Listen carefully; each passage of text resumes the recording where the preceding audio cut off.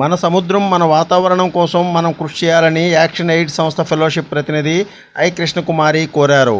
శనివారం సాయంత్రం fishing harbour చెరువులో ఉన్న జాలార్పేటలో యాక్షన్ ఎయిడ్ సంస్థ ప్రపంచ పర్యావరణ పరిరక్షణ దినోత్సవము, ప్రపంచ సముద్రాల దినోత్సవ కార్యక్రమాన్ని సందర్భంగా మత్స్యకారుల సాధికారిత, శీతోష్ణ స్థితి, న్యాయం బలపరచడం అనే అంశం మీద సమావేశాన్ని నిర్వహించారు.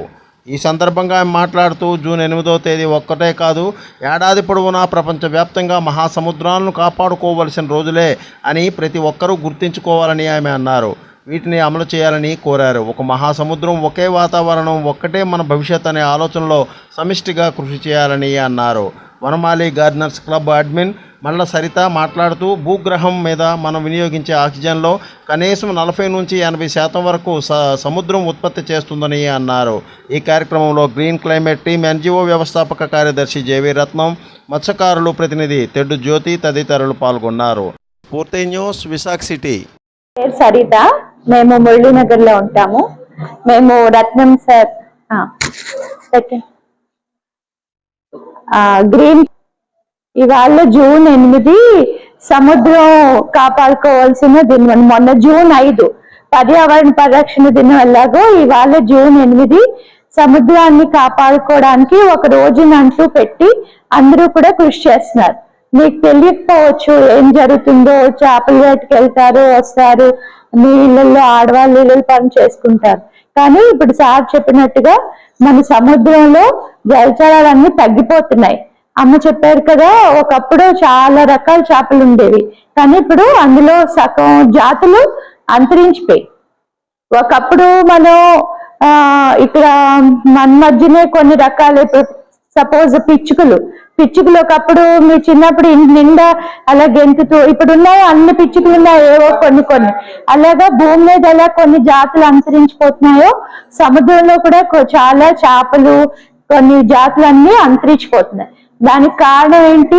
పొల్యూషన్ అంటే తెలుసు కదా మీ అందరికి. ఆ పొల్యూషన్ ఎలాంటి పొల్యూషన్, మనం విచక్షణారహితంగా అన్ని కెమికల్స్ వాడేస్తున్నాం. అవన్నీ మనం వాడినవన్నీ కూడా డ్రైన్స్ ద్వారా సముద్రంలోకే కదా వెళ్తాయి. అన్ని ప్రపంచ దేశాలన్నిటిలోంచి ఆ వేస్ట్ అంతా సముద్రంలోకే వెళ్తుంది. దానివల్ల ఇన్నాళ్ళైతే పూర్వకాలంలో కెమికల్స్ అవి ఏమి ఉండవు కాదు, కానీ ఇప్పుడు విచక్షణారహితంగా ఇండస్ట్రీస్ కెమికల్స్ వాడేస్తున్నాయి. వాడిన ఆయిల్, అలాగే బోట్లు, షిప్లు, పర్యావరణం టూరిజం కూడా బాగా డెవలప్ అయిపోయింది. దానివల్ల షిప్పుల మీద అంతా ప్రయాణాలు చేస్తున్నారు. దానివల్ల సముద్రం అంతా డిస్టర్బ్ అయిపోయింది. మన ఇంట్లో మనం నలుగురు ఉంటే మన కుటుంబం, ఎవరో బయట వాళ్ళు వచ్చి హడావిడి చేసేస్తే మనకి బాగుంటుందా?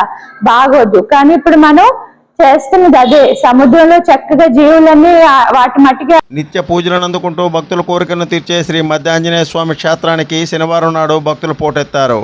ఉదయం నుంచే భక్తులు క్యూ లైన్లో బారులు తీరడంతో వారికి దర్శన భాగ్యం ఇచ్చారు. స్వామివారికి ప్రీతికరమైన తమలపాకులతో ప్రత్యేక పూజలను నిర్వహించారు. గురువాయిగూడెం గ్రామ శివారులో తెల్ల మద్ది చెట్టు కింద స్వయంభూవులుగా వెలిసిన శ్రీ మధ్యాంజనేయ స్వామి వారిని దర్శించుకునేందుకు దూర ప్రాంతాల నుంచి భక్తులు ఉదయం నుంచే కిక్కిరిశారు. స్వామివారి దేవస్థానానికి విచ్చేసిన భక్తులకు ముందుగా ఆలయం చుట్టూ ప్రదక్షిణల అనంతరము మొక్కుబడులను చెల్లించుకున్నారు. ప్రత్యేక పూజలను నిర్వహించిన అనంతరము మజ్జిగ చలివేంద్రము భక్తులకు ఎంతగానో దాహార్తిని తీర్చిందని ఆకులకొండలరావు తెలిపారు. మధ్యాహ్నం 1 గంట సమయానికి దేవస్థానం భక్తుల కోసం అందించిన వివిధ సేవల ద్వారా 1,88,015 రూపాయలు ఆదాయం సమకూరిందని ఆ దేవస్థానం కార్యనిర్వహణాధికారి ఆకులకొండలరావు వివరించారు.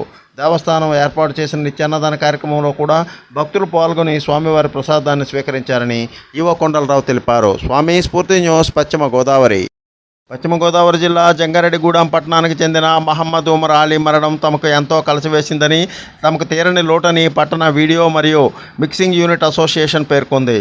పట్టణంలో నిర్వహించిన సంతాప సభలో వారు నివాళులర్పించారు. ఈ కార్యక్రమంలో వారు మాట్లాడుతూ పని పట్ల ఎంతో అంకితభావం, చిత్తశుద్ధి కలిగిన మంచి సేవకుడు కోల్పోయామని వారు ఈ సందర్భంగా పేర్కొన్నారు. న్యూస్, స్వామి, పశ్చిమ గోదావరి.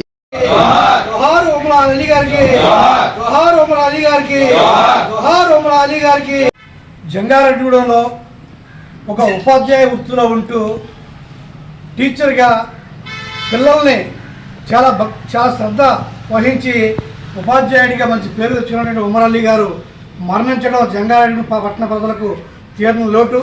ఎందుకంటే అతను ఉద్యోగం చేస్తూ అతనికి వచ్చినటువంటి జీతంలో సగానికి పైగా మొత్తం పేద ప్రజల కోసం, అనారోగ్యంగా ఉన్న వారి కోసం అనేక ఖర్చులు చేశారు.